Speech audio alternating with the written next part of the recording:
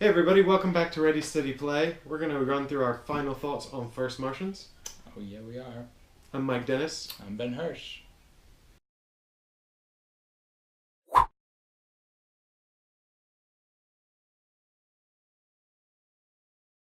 Okay. Where do we start with this game?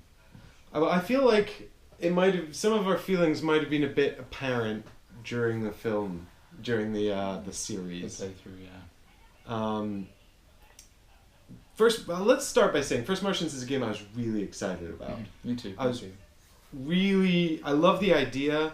I really like Robinson Crusoe. Yeah, which this game is based on, for those who don't know. It's sort of a spiritual successor. Only you replace the island with Mars. I don't know, I guess Robinson Crusoe's sort of, and his friends with astronauts and engineers and scientists and all that kind of stuff. And to me it feels like there's a bit more diversity in the missions in this as well. Oh yeah, that's a good point. Like Robinson Crusoe, you're pretty much always building a base, looking for stuff to suit your needs, and then either you're being attacked by cannibals or escaping a volcano. In this, it felt more like each mission was completely different. Some you didn't need to build stuff, some was like you have nothing and you have to build from the ground up. Yep, all the missions are categorized into different sort of genres. You've got like building and exploring and other types. They I think there was 4. They introduced different mechanics, like which are really different. Like the one we played through had completely like new ways to play with the way different components worked. Yeah. Just specifically for that mission. Yeah, there is the rules that we sort of run through at the beginning of the series and the rules explanation really are very much like a skeleton onto which all the scenarios are kind of hung with additional rules that can very much change the way the missions feel. And we've only played the standalone games. We've played through the introductory game a couple of times. We played through the mission. You guys watched us play. But there is many more game modes. We wanted to play the one where you build the hub because we like building stuff. But apparently that's very, very difficult. So we didn't get to that one. It was recommended as the last scenario you try.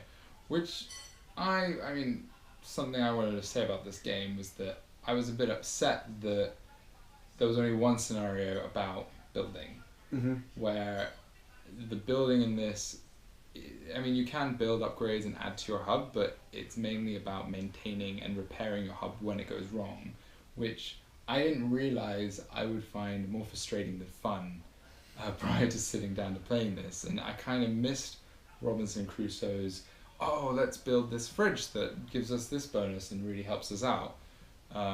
Kind of aspects, like the inventions. There's not much. Yeah, you certainly dived headfirst into what is, I think, my biggest criticism as well, really.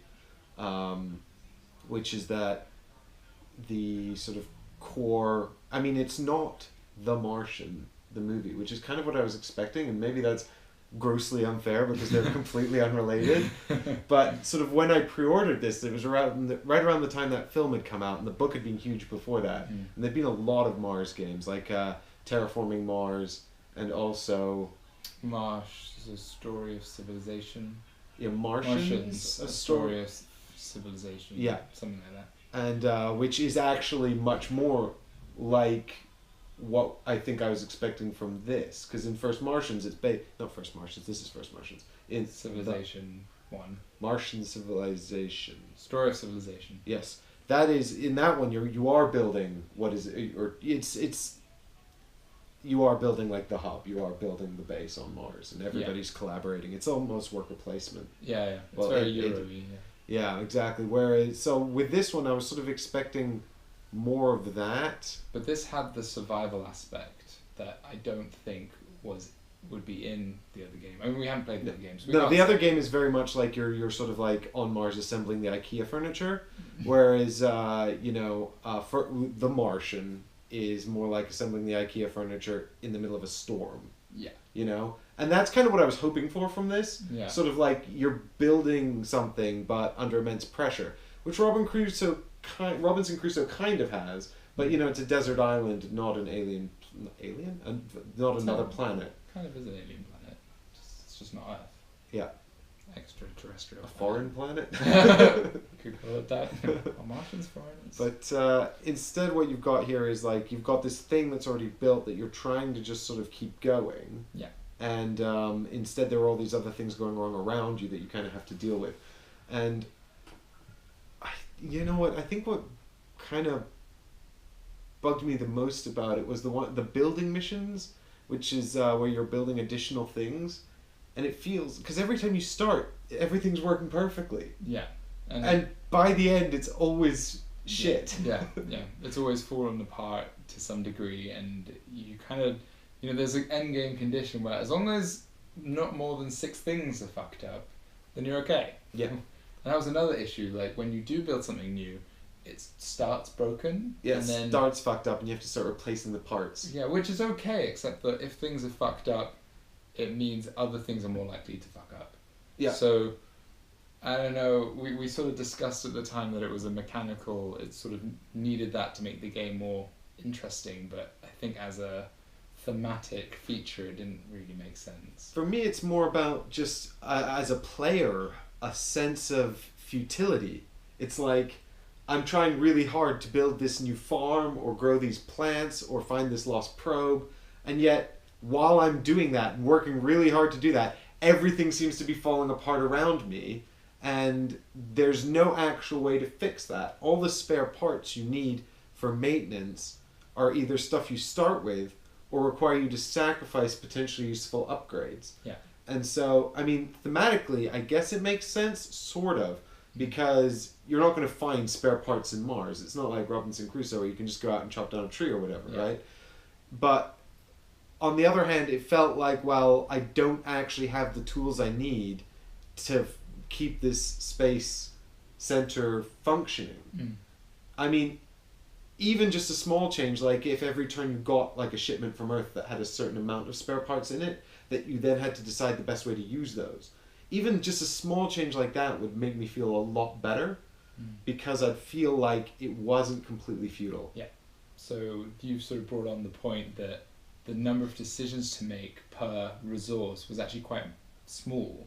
Like it always seemed like you had just enough resource to do the main objective, which meant that doing anything extra was pretty much always out of the question, because there wasn't enough stuff to go around. You couldn't say, right, we have enough for the main objective and enough for one more optional thing or upgrade. That would have been way more interesting, because then we could have had a discussion. But it was always like, well, we're going to lose if we don't save it for this, so we don't have a choice. And I just felt like we never had a choice in anything, really. Or rather, it felt like every time the optimal best choice was always far too apparent. Yeah, and we never argued about what we thought was best. I'm pretty sure 99% of the time... Right, yeah, that first Martian token is like, you are in charge, you make the decisions. Yeah. And we were just like, yeah, that seems good. Well, but even so, that token became whose fault it was if the event card fucked us, which was another thing. But I don't know if you want to talk about the way the event phase with the app happened. Yeah, so the app seems largely superfluous. What does that mean? Unnecessary. Yeah. Okay. It's sort of a nice thing to have, but I mean, its largest function is as a checklist for things you've done. Yeah. Which could easily be, just have cubes that you put down on the mission board. I've never seen better uses for apps. Like, it didn't even sort of register things we were doing and adapt to us in any interesting way. It just sort of, you think that, okay, they built this thing now, okay, in the app, let's make it fail later on for fun. But there was none of that. It's as if the app was just a deck of cards and it would choose who it affected. But even Gloomhaven has that thing where when you get an event, or when you do an event or something, it's like, shuffle this card into the deck, it'll come back later. Yeah. So you can do that with a deck of cards, I mean, Robinson Crusoe did that. Oh, exactly. Yeah, I mean, I think Robinson Crusoe's event deck was simpler and just worked. Even and for some reason it felt less punishing. Yeah, it feels more punishing. It's kind of like when you have a dice app. Yeah. If you've ever played like a game with a dice app, it always, like, I'll give you a good example, is Elder Sign. I hate the Elder Sign app. I get Yeah. so mad at it. Yeah. But when I'm playing in real life and rolling the dice, I'm like, this is fine. Yeah. That's what I deserve, I guess. Random. Yeah. But And in so with the app, the app is like, it's you an know, algorithm. yeah, it's like, here's the event that happens, and I mean, it doesn't have all the information we have, but it still feels like, again, it's maybe it's because it's compounding the sense of futility. You know, it's like, what is the point in building this farm? It's all going to be broken anyway. Plus, I can't keep the farm I've got running, and now this app is just like kicking me in the balls. Like, come on, man. There was definitely that last round where we were like, we've got this, and then that one, something came out and it was like, you get -1 action. Yeah. And it was like, well, we've lost. Yeah. Well, do you know what's funny?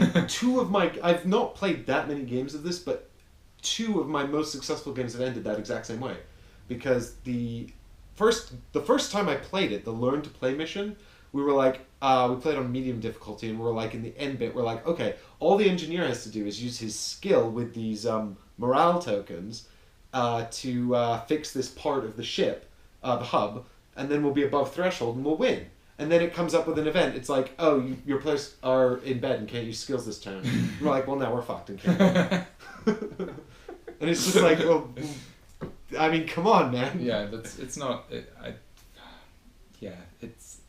the fact that you can't see it coming is just really poor design. I think.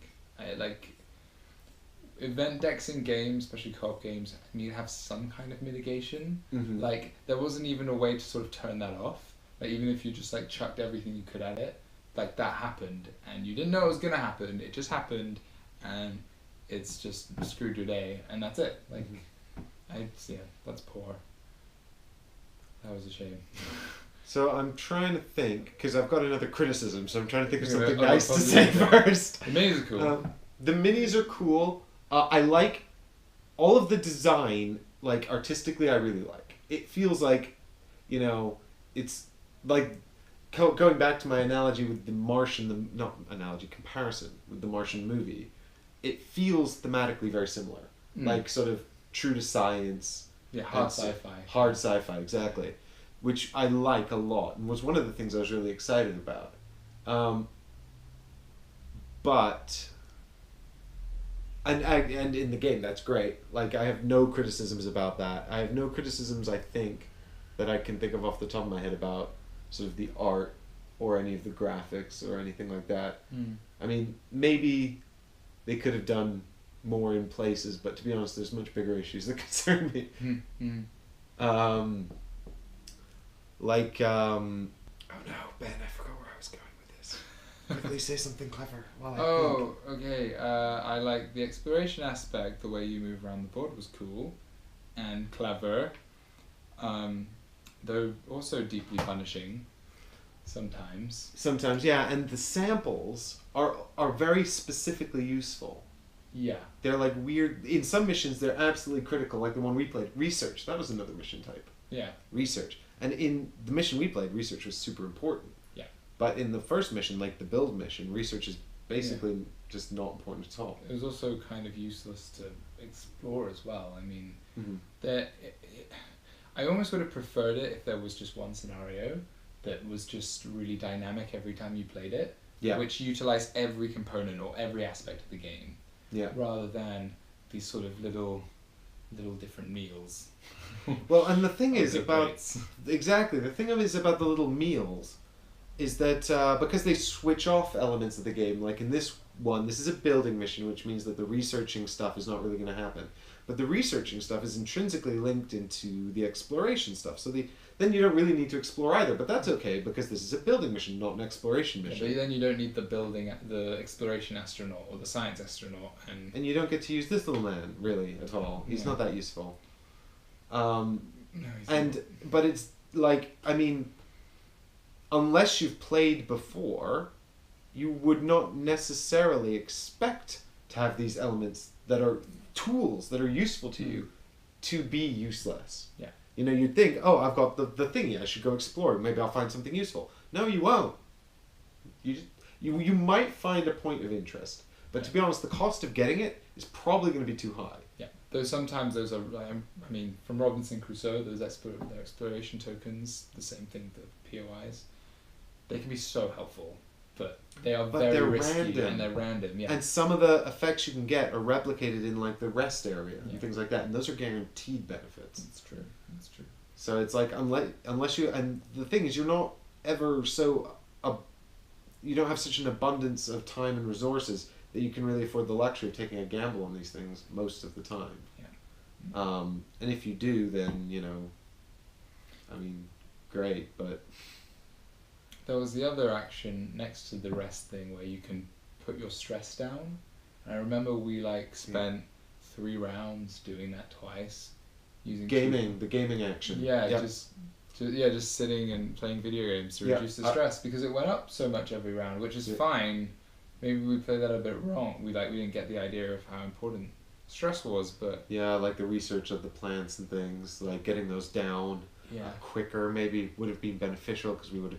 But it becomes a sort of a catch-22, because you don't have the actions to do the research to bring the stress income down. So then you're spending actions to bring the stress down. Yeah. And it's sort of like, well, I wish I'd invested my actions better at the start, but then you don't know what malfunctions are going to be coming up and whether you could have done that. And plus you're drawing random research cards and you're drawing random tokens off the exploration, so you may have never had that opportunity. And this is sort of coming back to, you say we may have played it wrong, but... Not played it wrong, but had a bad strategy. Maybe. And I'm, this wouldn't be the first time where I've been like, no, we were right! And then I watch the videos back and I'm like, oh, we were so wrong.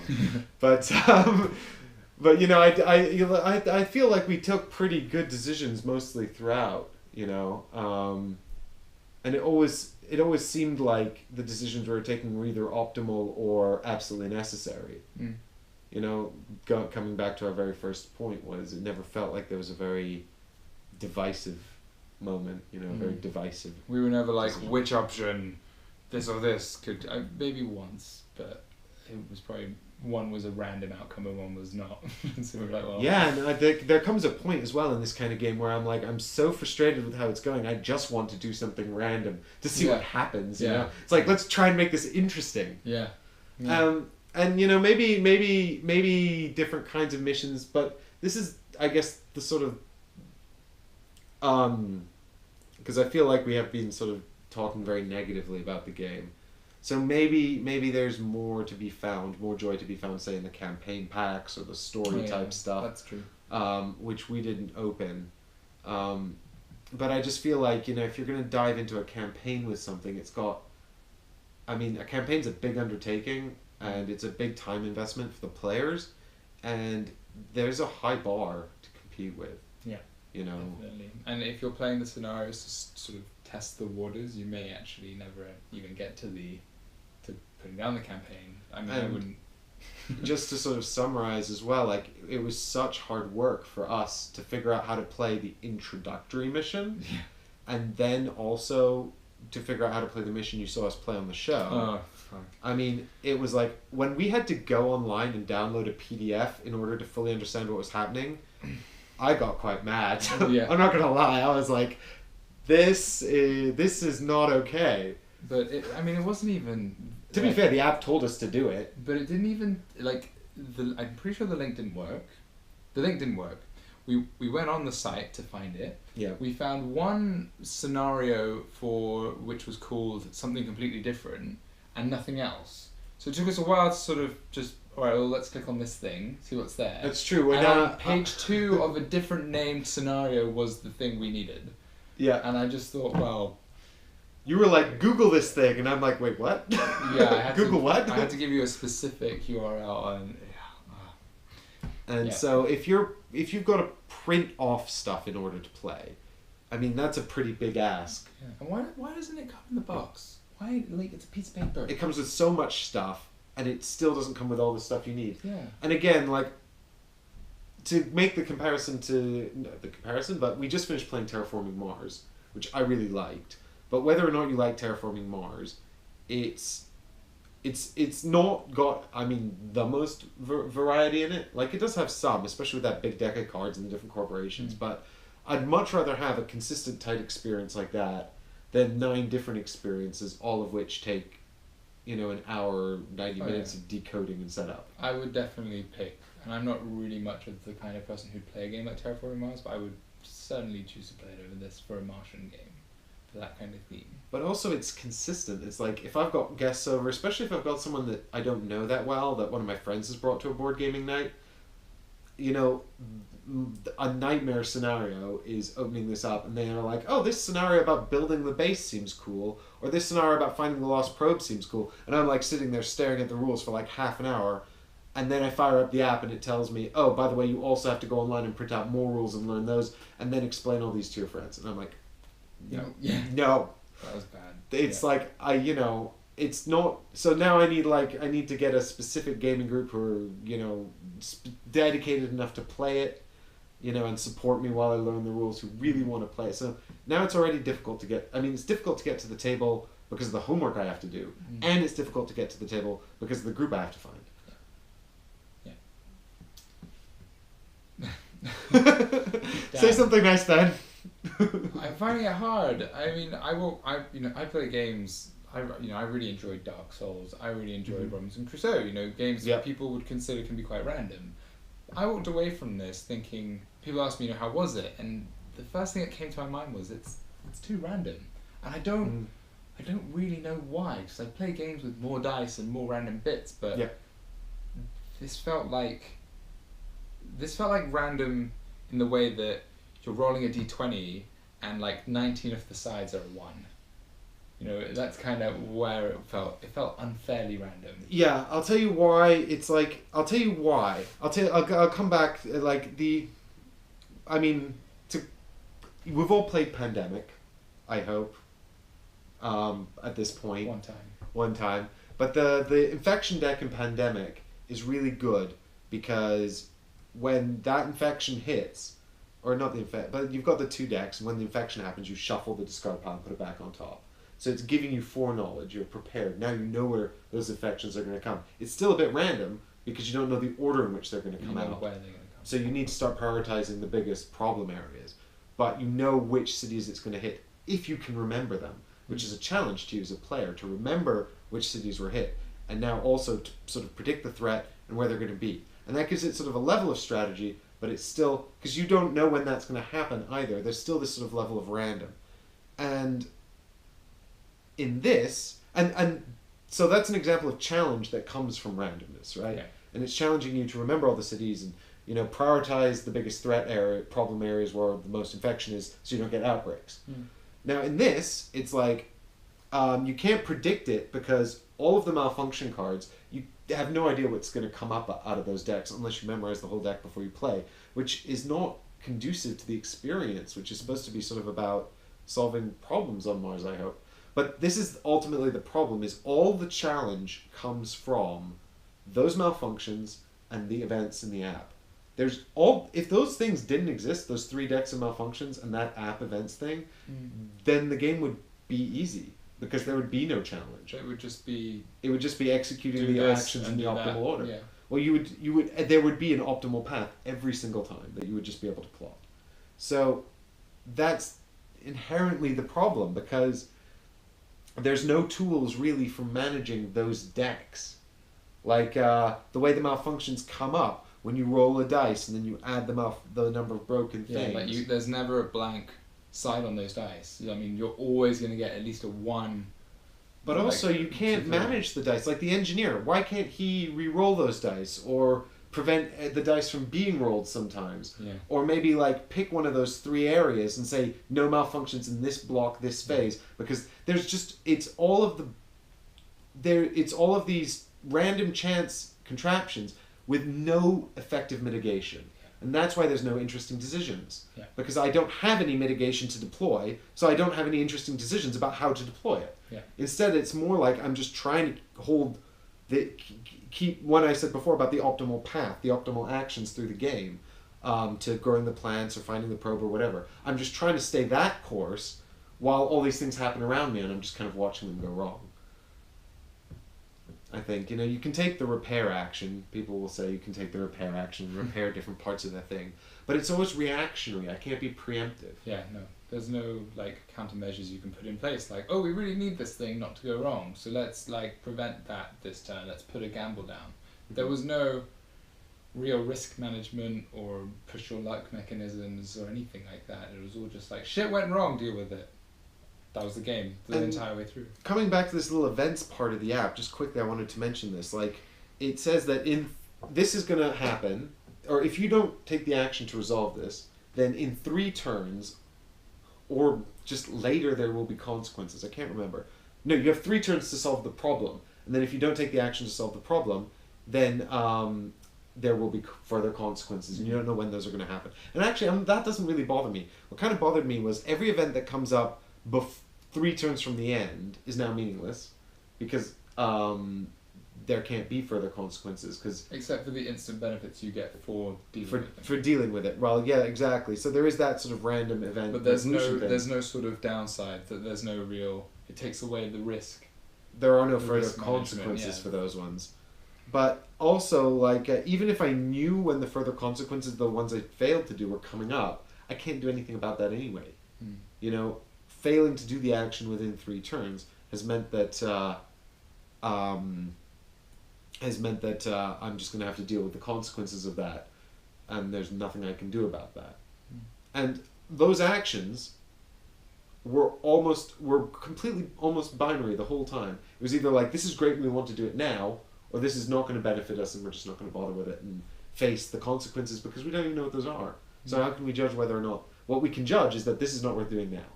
We can't judge whether or not those consequences are going to be meaningful later. So something nice? That's awkward, isn't it? That's really awkward, isn't it? I mean, even the red and the green cubes, like the majority of cubes on the board are red and green, and you know, Chris isn't here, thank God. But if he was here, I'm pretty sure that would be a very long conversation about how ineffective that is towards colorblind people. Yeah. Well, Chris is actually fortunate in the sense that he's one of the colorblind people that doesn't struggle too much with red and green. Yeah. But I do have a friend called Steve who can't tell the difference between the epic tail cards and the action cards in Inish. Wow. Because they're the same back, just one's green and one's red. That's and he probably couldn't play this at all. Yeah. It wouldn't make sense, Then again, I would say don't bother anyway. Yeah. Yeah. I mean, a lot of this game... And I was struggling with the orange and the orange and the red die. Yeah. No, the decks of malfunction cards. Because they were quite hard to see as well. I mean, a lot of this game, it's weird because in some places it seems really well thought out, but in other places it feels really rushed.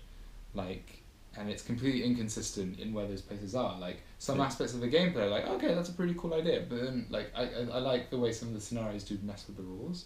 Yeah. But then like some really simple fundamental rules or gameplay choices, like how when one thing goes wrong, the next thing starts to go wrong, and like as long as the malfunction box. Yeah, as soon as one thing goes wrong, then everything's eventually going to go wrong. Like, and the game suddenly is about keeping that from happening. But if that happens right at the start, you have no opportunities compared to at the end. And if your first event is that, then well, might as well stop playing, which is bad game design. Terrible. And then in the art as well, the art, like some of the art on the art of Mars, though it's simple, it's really cool. I like the way the Martian landscape looks. Mm-hmm. And I like how the blueprints on the cards have the kind of outlines of what components are there, but then again, just the red and green cubes and some of the board is really dark, and it just felt a bit... There's certain areas of Mars you just can't go to for reasons. Oh no, it's because of they overlay. Yeah. They overlap with the game board. Yeah, that's such a thing. Like, it's weird though, right? It's like you can't go to this part of Mars, sorry. Because the system block overlaps it. Yeah. It's like, why not just make it like a few centimeters across? I'm sure there's I hope there's a good reason. Well, I mean, they only give you 3 of the outer ring tiles anyway, because it's like, I mean, I guess you can't possibly use more than that, but I would hope that in the exploration scenario, there isn't a point where it's like, well, I can't go into this sector because I have no more tiles for it. Yeah. But having said that, I don't think that because it's there's a weird inconsistency in scope because each mission feels like it's days. It's like 8 days, right? So it feels very small in scope. It's just like a week, and yet it feels like everything's going catastrophically wrong. Yeah, there's no like sort of. There's no flow. Yeah, there's no downs. It's just. It's like if you think about the arc of a movie, you know, it's sort of peaks and troughs, right? Yeah. Whereas this is just like, try to end the film before the plane crashes. Yeah. You know, and that never feels like a good achievement because even after you've ended the film, you know the plane's gonna crash. Yeah.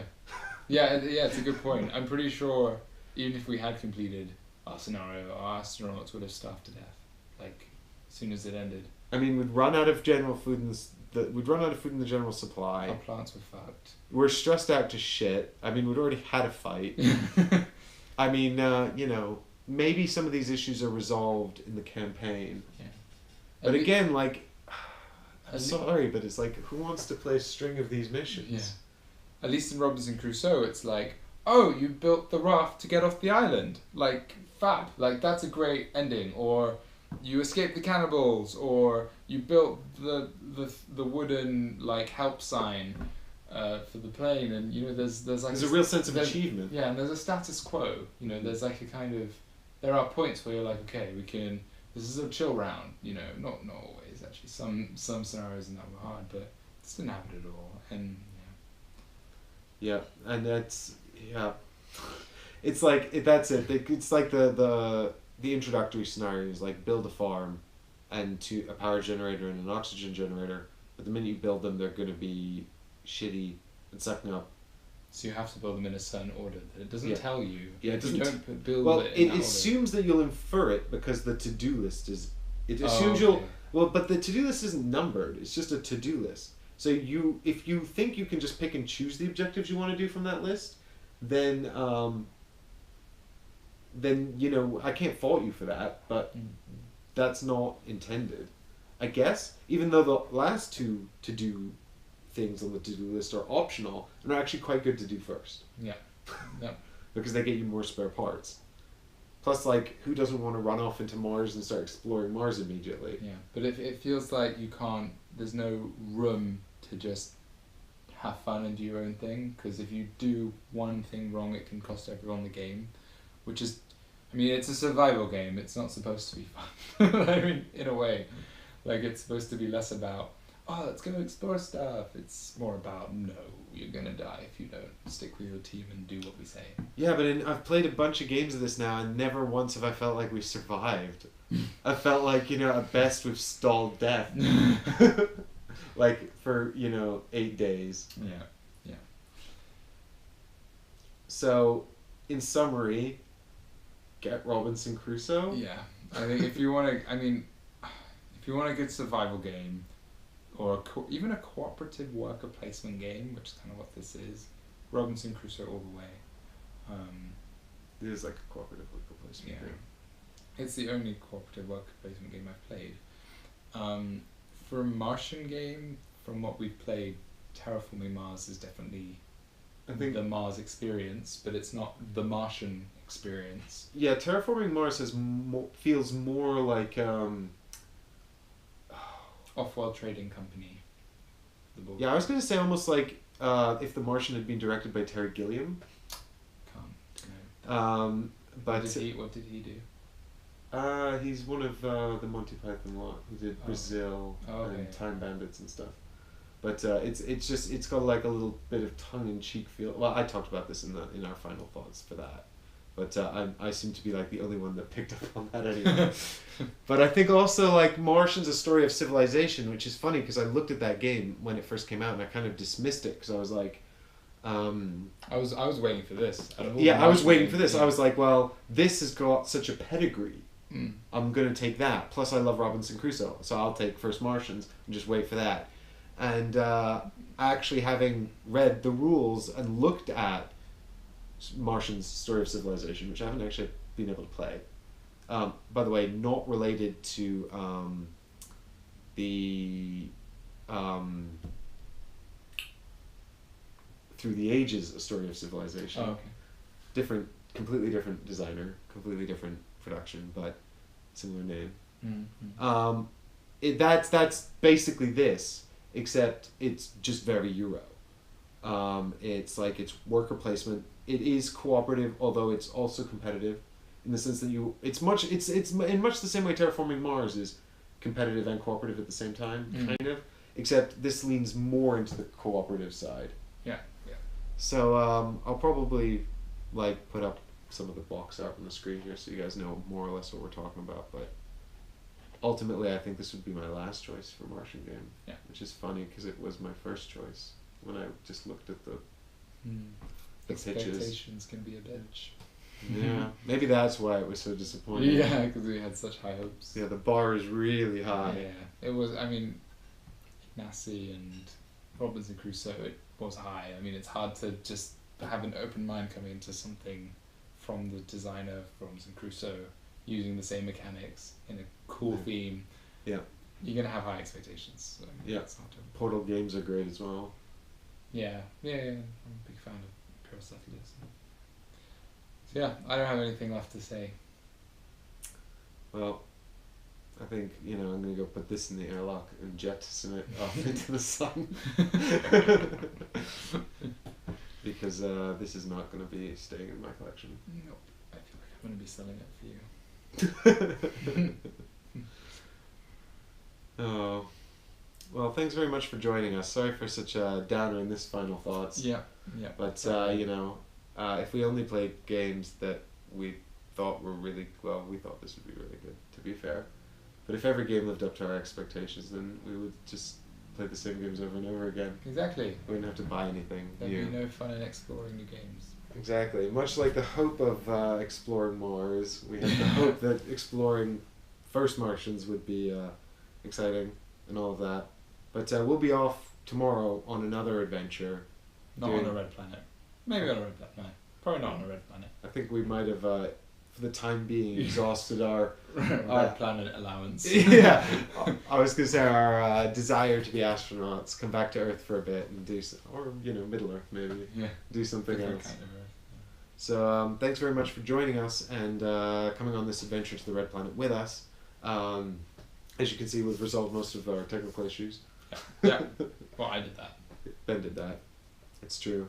If we were actually going to Mars, of all the cast of this show, he's the one I'd probably bring with me. I'd be the technician. You'd be the technician. I don't know. I don't know what I'd be. You'd be the botanist. The botanist? I don't think I'm very good at that. I'd probably be the manic rover operator. They're like, he's crazy, just let him go out there. What do you mean you used up all the fuel? When I get back, you're like, I just fixed this! So make sure you subscribe to the channel for tomorrow's adventure and throw down a comment to let us know if you think we're completely wrong about this game. And maybe you've got some very positive comments that we missed. And if you have enjoyed the series, please leave a like down below. And like the Facebook page. Also that. Thanks very much for watching. Bye.